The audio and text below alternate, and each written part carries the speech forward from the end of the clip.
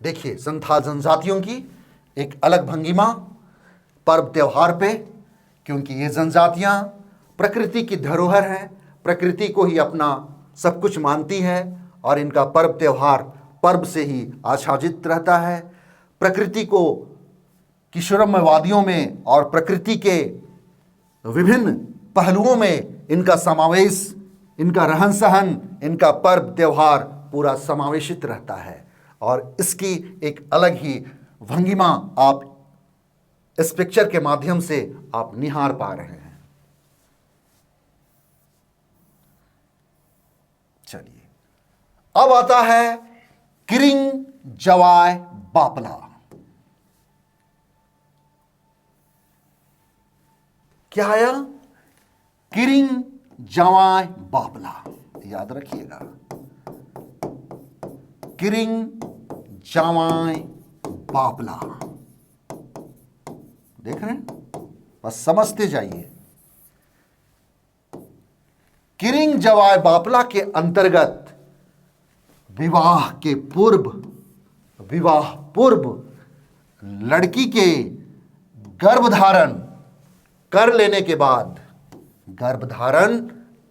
लेने के बाद इच्छुक व्यक्ति से लड़की का विवाह होता है।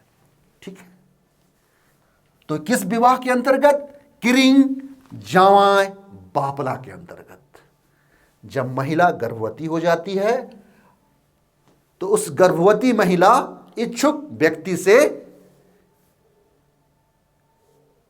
जिसके माध्यम से गर्भ धारण हुआ है, तो वही इच्छुक व्यक्ति से लड़की विवाह संपन्न करती है, उससे उसका विवाह होता है।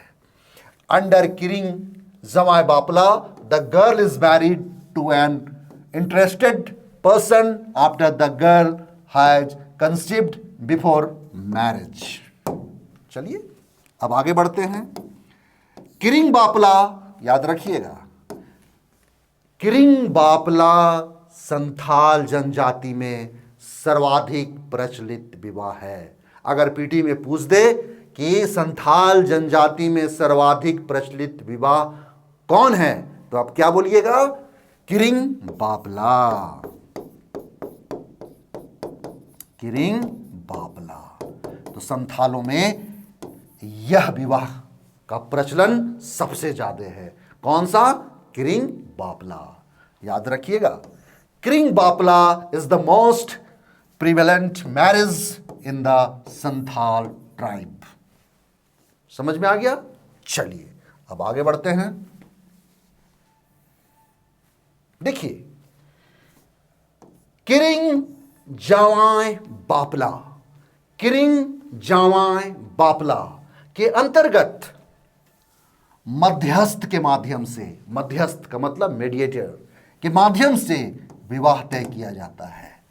किस विवाह के अंतर्गत? किरिंग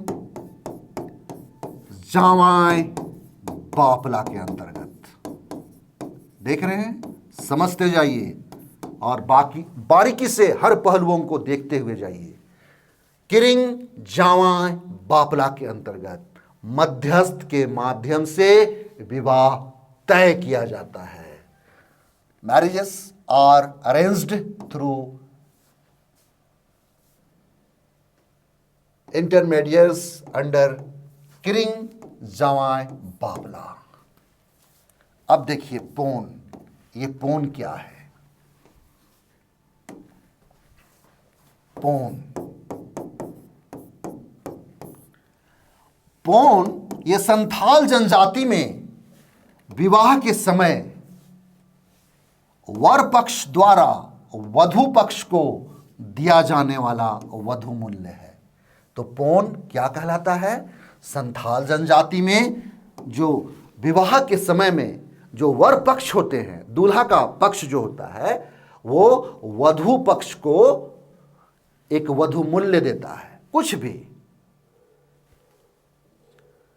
उस मूल्य जो भी उन्होंने तय किया हो, तो क्या हुआ? वधु मूल्य। पौन संथाल जनजाति में विवाह के समय वर पक्ष द्वारा वधु पक्ष को दिया जाता है, क्योंकि हम पहले ही बता चुके हैं कि झारखंड की जनजातियों में वधुमूल्य देने की परंपरा जो है वो महिला या लड़की के माता पिता को देने का झारखंड की जनजातियों में ये रिवाज है। Pawn in the bride price given by the groom's side to the bride's side at the time of marriage in Santhal tribe। ठीक है, अब चलिए हम देखते हैं युवा गृह क्या कहलाता है। ये बहुत ही इंपॉर्टेंट है। संथाल जनजाति का यूथ होम, जिसको हम युवा गृह बोलते हैं, यूथ होम क्या कहलाता है? तो याद रखिएगा, ये कहलाता है घोटुल। और उरांव का क्या कहलाता है? धुमकुरिया।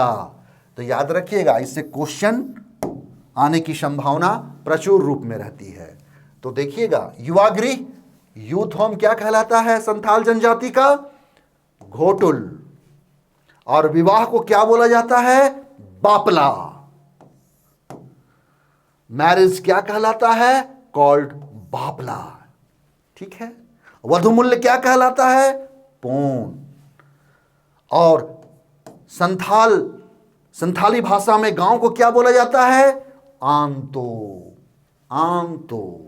विलेज क्या कहलाता है? कॉल्ड आंतो। ये संथाल जनजातियों की जो भाषा है उसके बारे में इन्हें विभिन्न नामों से पुकारा जाता है।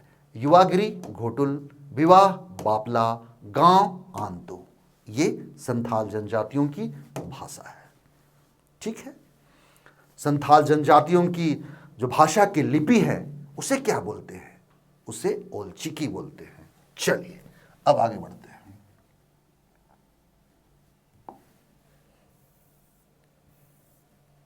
देखिए, हमारे झारखंड की संथाल जनजातियों की एक भंगिमा, एक प्रारूप और उनकी एक रूपरेखा। चलिए अब आगे बढ़ते हैं। अब आता है संथाल जनजाति में मांझी थान। मांझी थान पंचायत की बैठक होती है जहां। मांझी थान का मतलब जहां पंचायतों की बैठक होती है। किसी भी एक समाज होता है, हम जानते हैं, स्वाभाविक है, उस समाज में एक पंचायती होता है, पंचायत की बैठकी होती है। तो पर्टिकुलर उस स्थान को क्या बोलते हैं? मांझी थान। मांझी थान बोलते हैं। ये संथालों का पंचायत की बैठक होती है जहां महिलाओं का जाना वर्जित होता है, यानी कि महिलाएं वहां पर नहीं जा सकती है। तो वो क्या कहलाया? मांझी थान। तो देखिए, Manjhi Than panchayat meeting is held where women are not allowed to go. ठीक है, वहां जाने की अनुमति नहीं है महिला को। तो देखिए अब आगे बढ़ते हैं। सरहुल पर्व को संथाली लोग क्या बोलते हैं? बा परब कहा जाता है। याद रखिएगा, संथाली लोग या संथाली भाषा में या संथाल सरहुल पर्व को क्या बोलते हैं? बा परब। देख रहे हैं, जैसे हो जनजातियों में माघे पर्व फेमस है, उसी तरह हम देखते हैं सरहुल पर्व संथाल जनजातियों का एक प्रसिद्ध त्योहार है जिसको बा परब के नाम से जाना जाता है। सरहुल फेस्टिवल कॉल्ड बा परब। ठीक है, समझ रहे होंगे। चलिए अब आगे बढ़ते हैं। तो चलिए अब हम आगे बढ़ते हैं और देखते हैं एरोक त्योहार। कौन सा त्योहार? एरोक त्योहार। एरोक त्योहार ये कब मनाया जाता है? ये आषाढ़ माह में। एरोक त्योहार आषाढ़ माह में बीज बोते समय मनाया जाता है। देखिएगा, जनजातियां का प्रसिद्ध अगर देखा जाए, जो इनकी खेती बाड़ी समझिए, तो इनका प्रमुख पेशा कृषक का होता है। और जो एरोक त्योहार है ये आषाढ़ माह में बीज बोते समय मनाया जाता है। ठीक है। Erok festival is celebrated during the sowing of seeds in the month of Ashadh. ठीक है, तो ये किस माह का त्योहार है? आषाढ़ माह का। कौन सा त्योहार? एरोग त्योहार। क्या होता है? बीज बोते समय मनाया जाता है। चलिए अब आगे बढ़ते हैं। हरियाड त्योहार। त्योहार यानी कि हम जनजातियों की भाषा में कहें तो परब, और उसको क्या बोलते हैं? हरियाड त्योहार। सावन माह में मनाया जाता है। याद रखिएगा, हरियाड त्योहार कब मनाया जाता है? सावन माह में। एरोग त्योहार कब मनाया जाता है? आषाढ़ माह में। एरोग त्योहार बीज बोना, हरियाड सावन माह में। देखिए, धान की हरियाली आने पर अच्छी फसल हेतु मनाया जाता है। अच्छी फसल की कामना करते हैं संथाल जनजाति, तो उसमें कौन त्योहार मनाए? आपका हरियाड त्योहार। ठीक है, और बीज बोते समय आषाढ़ माह में एरोग त्योहार। और अब देखिए, धान की हरियाली के लिए, अच्छी फसल की कामना के लिए सावन माह में हरियाड त्योहार मनाया जाता है। Hariyad festival is celebrated in the month of Sawan for a good harvest when the paddy turns green. ठीक है, चलिए देखिए, संथाल जनजाति की एक भंगिमा, नगाड़ों की गूंज और उनकी वेशभूषा अपने आप को आह्लादित, भाव विभोर कर देती है। इसकी एक खूबसूरत तस्वीर आप इसे निहार सकते हैं, देख सकते हैं। चलिए अब आता है, देखते जाइए, सोहराय।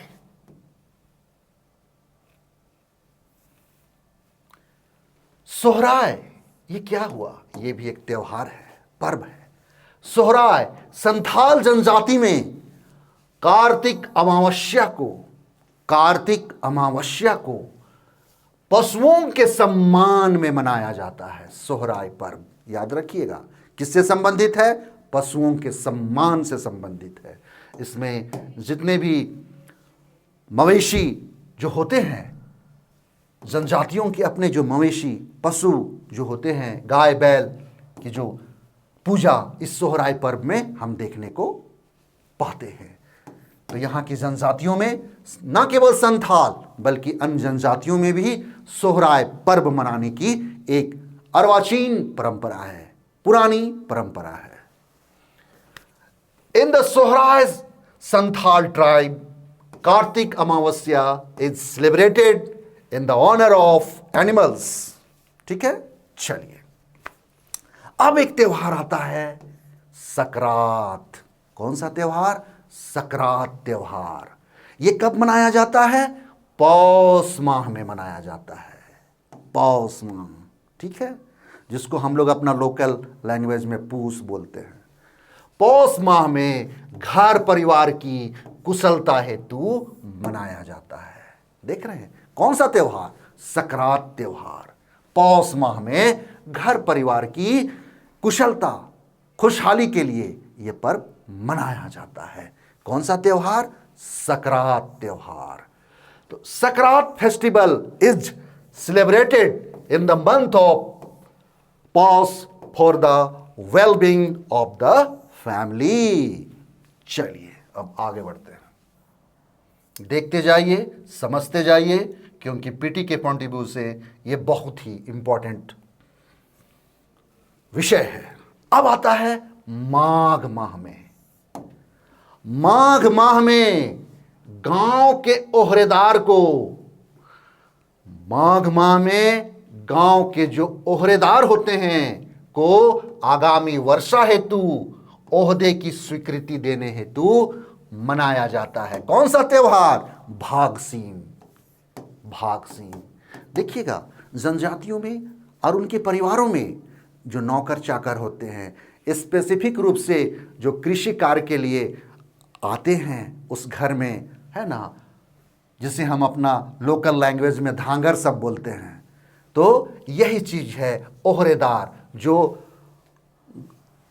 माघ माह में ओहरेदार को आगामी वर्षा हेतु ओहदे की स्वीकृति देने हेतु मनाया जाता है। कौन सा त्योहार? भागसीम, ताकि आने वाले जो कृषि के मौसम में और जब कृषि का कार्य शुरू हो तो यही ओहरेदार कृषि कार्य में हाथ बटाते हैं।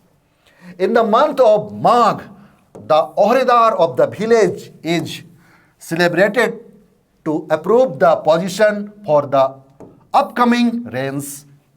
क्या कहलाया? भागसीम। याद रखिएगा, ओहदे की स्वीकृति देने हेतु यह मनाया जाता है भागसीम। किस जनजाति में? संथाल जनजाति में। चलिए अब आता है बाहा।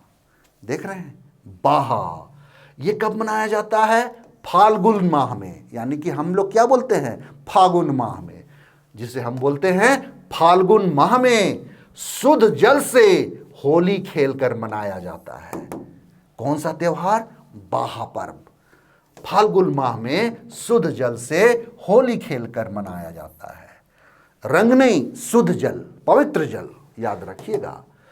बाहा Holi is celebrated in the month of Phalgun by playing Holi with pure water. याद रखिएगा, प्योर वाटर। चलिए अब आगे बढ़ते हैं, विषय वस्तुओं को समझते जाइए। लाइन बाय लाइन क्रमवार आप लोगों को संथाल जनजाति के बारे बतलाया जा रहा है, जो आप देखते रहिए, समझते रहिए और इसकी विषय वस्तु को समझते हुए, इस विषय पर ध्यान देते हुए समझने की कोशिश कीजिए। चलिए ये देखिए, संथाल जनजातियों की नृत्य की एक भंगिमा। मांदर के जब बजता है तो कैसे थिरकन आती है जनजातियों में, उसकी एक खूबसूरत वानगी आप देख पा रहे हैं। चलिए अब आया बोंगा। बोंगा, बोंगा इसका मतलब क्या हुआ? ये माह के नाम से जाना जाता है। जैसे हम महीना बोलते हैं तो इसी माह को क्या बोला जाता है संथाल में? बोंगा। बोंगा नॉन एज द मंथ। ठीक है, संथाल जनजाति में बोंगा, ठीक है, माह के नाम से जाना जाता है। अब देखिए माघ बोंगा। माघ बोंगा यानी कि माह से वर्ष की शुरुआत होती है, यानी कि माघ बोंगा से ही वर्ष की शुरुआत मानी जाती है। किस जनजाति में? संथाल जनजाति में। माघ बोंगा है ना, ये माह से वर्ष की शुरुआत होती है। माघ बोंगा मतलब माह की शुरुआत मानी जाती है। किससे? वर्ष की शुरुआत। याद रखिएगा, वर्ष की शुरुआत मानी जाती है माघ बोंगा माह से। याद रखिएगा, माघ बोंगा माह से। चलिए, माघ बोंगा मंथ स्टार्ट्स द ईयर। याद रखिएगा, क्या कहलाया? माघ बोंगा यानी कि वर्ष की शुरुआत होती है। माह से वर्ष की शुरुआत होती है। चलिए अब आगे बढ़ते हैं। देखिए अब आया पोचाई। देख रहे हैं ना, पोचाई। पोचाई क्या हुआ? प्रचलित चावल से बने स्थानीय मदिरा को कहते हैं। ठीक है, जैसे कि हो जनजाति हड़िया को क्या बोलती है? इली। देख रहे हैं, तो यही पोचाई, चावल से बने स्थानीय मदिरा, यानी कि हड़िया को संथाली लोग क्या बोलते हैं? पोचाई बोलते हैं। Pochai local liquor made from popular rice is called. चलिए अब आते हैं, संथाल जनजाति में सर्व प्रमुख देवता को क्या बोला जाता है? सींग बोंगा। क्या बोलते हैं? सींग बोंगा, सर्व प्रमुख देवता को। ऑल मेजर डिटीज सिंग बोंगा। और दूसरे प्रमुख देवता क्या है? मरांग बुरु। मरांग बुरु, याद रखिएगा। सेकेंड मेन डिटी क्या है? मरांग बुरु। अब देखिए, प्रधान ग्राम देवता क्या कहलाते हैं? प्रधान ग्राम देवता, चीफ विलेज डिटी क्या कहलाते हैं? जाहेरेरा। प्रधान ग्राम देवता, गांव के देवता, क्या कहलाए? जाहिर एरा। चलिए अब आगे बढ़ते हैं। देखिए जनजाति, संथाल जनजातियों की एक रूपरेखा, उनकी भंगिमा देखिए। अब देख रहे हैं हम यहां पर संथालों के ग्राम देवता को क्या बोला जाता है? जाहिर एरा। जाहिर एरा, देख रहे हैं, जाहिर एरा। संथालों के ग्राम देवता को जाहिर एरा की निवास स्थान जाहिर थान, यानी कि सखुआ और महुआ पेड़ के झुरमुट के बीच स्थित होता है। कौन सा? संथालों के ग्राम देवता जाहिर एरा का जो निवास स्थान है, यह क्या कहलाता है? जाहिर थान कहलाता है। ग्राम देवता जाहिर एरा का निवास स्थान क्या कहलाया? जाहिर थान। और यह कहां स्थित होता है? सखुआ और महुआ पेड़ के झुरमुट के बीच में स्थित होता है। The abode of Jahir Era, the village deity of Santhal, is situated between Jahir Than, a clump of Sakhwa and Mahua trees. समझ रहे हैं? चलिए अब देखिए संथाल जनजाति में गृह देवता को क्या बोलते हैं? ओड़ाक बोंगा। ओड़ाक बोंगा यानी कि गृह देवता, घर का देवता। गृह मतलब घर, घर का देवता क्या कहलाया? ओड़ाक बोंगा। ओड़ाक बोंगा होम डिटी। अब धार्मिक प्रधान देखिए, संथाल जनजाति में धार्मिक प्रधान, ये क्वेश्चन अक्सर आता है, याद रखिएगा ये सब चीज। धार्मिक प्रधान क्या कहलाता है संथाल जनजाति में? नायके। रिलीजियस हेड क्या कहलाया? नायके। ये सब क्वेश्चन अक्सर पूछे जाते हैं, आप लोग बारीकी से और शिद्दत से देखिए, समझिए। चलिए अब आगे बढ़ते हैं। तो यही मूलभूत बातें थी संथाल जनजातियों के बारे में, और जनजातियों की अपनी संस्कृति, सभ्यता और उनकी एक प्राचीनता हम अर्वाचीन काल से देखते आए हैं। और झारखंड के परिप्रेक्ष्य में और झारखंड के परिदृश्य में जनजातियों का एक अप्रतिम स्थान है। इनकी वानगी और इनकी महकता हमें झारखंड को सुशोभित करती है। तो आज के लिए इतना ही। आप सब स्वस्थ रहिए, मस्त रहिए। धन्यवाद एंड जोहार।